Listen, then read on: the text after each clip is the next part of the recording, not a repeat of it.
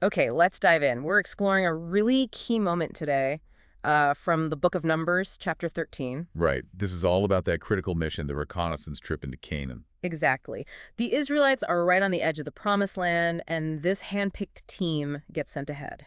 It's a scouting mission, straight from the top, from the Lord to Moses. And for you listening, our goal here is to really unpack that command, follow their journey and look closely at the reports they brought back. Because, wow, they were different. Dramatically different. Same journey, same sights, but completely opposite takeaways. It tells you a lot about perspective. It really does. Land, promise, fear, courage. It's all in there. So where does it actually kick off? It starts with, well, a direct divine command. The text says the Lord spoke to Moses, Okay. telling him, basically, send men to explore Canaan, the land I'm giving the Israelites. Simple objective. Scout the inheritance. And the selection process for this team, it's very specific, isn't it? Very. One leader from each ancestral tribe. So 12 men in total. And these aren't just any guys off the street. These are established leaders, heads of their tribes, sent from the desert of Paran. They represent everyone. That's crucial. Because what they say when they get back, it's going to carry a lot of weight. And there's that interesting little detail just before they leave about a name change. Oh, yeah. Moses renames Hoshea, son of Nun, To Joshua. Joshua. It feels kind of significant, like maybe setting him apart for what's coming. It certainly adds another layer, right? So you've got these 12 leaders ready to go. But what exactly are they supposed to be looking for?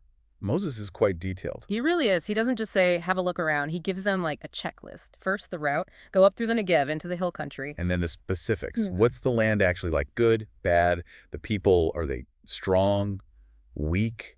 Lots of them. Only a few. Right. And the towns, are they just open settlements or are they, fortified cities, big walls? He wants the full intel package. Yeah. Military strength, population density, even the farming potential. Is the soil good? Fertile?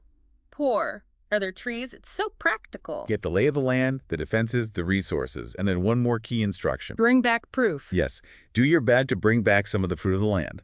And the timing is noted too. Ah, the season for the first ripe grapes. So they're not just looking, they need tangible evidence. Exactly. Proof of the promise. Okay, so they've got their orders, their team. They set off 40 days, the text says. 40 days. And they really covered some ground. From the desert of Zin, way down south, all the way up north to Rehob near Lebo Hamath. Following that route through the Negev, and they get to Hebron. And Hebron is highlighted. They see these individuals there, Ahiman, Sheshai, and Talmai. Descendants of Anak. The text makes a point of saying that. It does. And it even throws in that historical tidbit about Hebron being built 7 years before Zoan in Egypt. Just reinforcing that this is an ancient, established place. Likely powerful. And naming the Anakim, the descendants of Anak, that's basically saying they saw giants, people known for their size and strength. It's definitely foreshadowing something. It sets a certain tone, doesn't it? But the most vivid part of the journey, the bit that really shows the land's potential, that happens in the valley of Eshcol. Oh, yeah, Eshcol. This is where that instruction about the fruit comes back in a, well, spectacular way. They cut down one branch with a single cluster of grapes. And it's so huge, it takes 2 men to carry it on a pole between them. Can you imagine? 2 guys struggling with one bunch of grapes. It's such a powerful image. It really drives home the fertility, the abundance. This land is incredibly rich. They also brought back pomegranates and figs, And the place gets named Eshcol because of that cluster. Eshcol means cluster. The proof was so overwhelming it literally defined the location. It screams, the promise is real. This land does flow with milk and honey. So 40 days are up. They've done the survey, got the intel, got the giant grape cluster. They head back. Back to Kadesh in the desert of Paran. And who do they report to? To Moses, Aaron, and the whole community, the entire assembly. Okay. They show the fruit. They start the report. And initially, it sounds great. Yeah, they say, we went to the land, and it certainly does flow with milk and honey. Here's the fruit. They confirm the promise. They validate God's description of the land. So far, so good. There's always a but in these stories, isn't there? A huge but. This is the pivot point. The majority report from 10 of the spies takes over. And what do they say? They immediately focus on the challenges. But the people who live there are powerful. And the cities are fortified and very large. Yeah. And they bring up the giants again. We saw the descendants of Anak there. Yep. And they list all the other groups they saw. painting this picture of a land packed with formidable opponents: Amalekites in the south, Hittites, Jebusites, Amorites in the hills, Canaanites by the coast in the Jordan. So a land full of strong people and strong cities. Exactly. But then Caleb steps in. He actually silences the people to get a word in before Moses. Right. And his take is completely different, even though he saw the same things. Totally different perspective. He says confidently, "We should go up and take possession of the land, for we can certainly do it." Wow. He sees the same obstacles, but focuses on their ability on the divine backing, presumably. But the other 10 immediately shut him down. They double down on the fear. They say, we can't attack those people. They're stronger than we are. Straight up contradiction. And it gets worse. They don't just report the facts negatively. They start to actively spread among the Israelites a bad report. What does that entail? Like twisting things? Seems like it. They claim the land devours those living in it, which sounds like an exaggeration born of fear, right?